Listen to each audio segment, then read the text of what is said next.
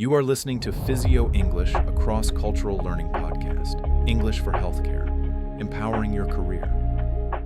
Welcome back to Physio-English, the podcast where we talk about real people, real recoveries, and the powerful role of physiotherapy in each journey.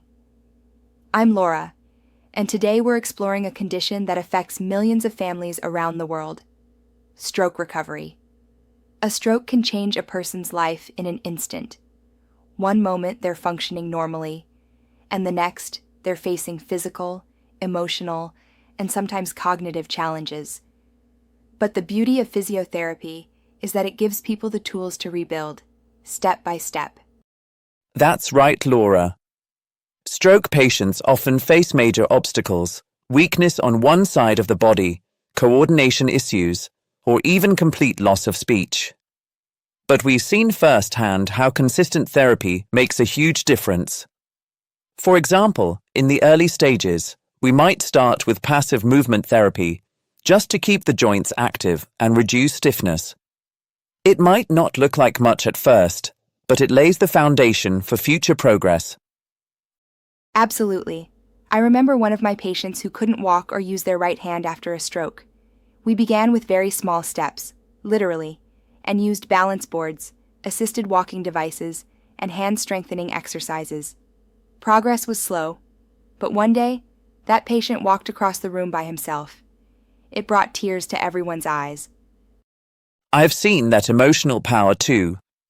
One woman I worked with couldn't speak at all after her stroke. We worked closely with speech therapists, and I helped her with facial muscle coordination exercises. After 6 months, she gave a short speech at her daughter's wedding. It wasn't just beautiful, it was life-changing.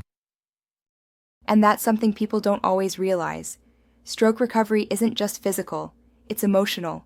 It's about hope. Every little moment, raising an arm, holding a cup, saying a full sentence, becomes a milestone. Exactly. Recovery is never a straight line. Some days feel slow.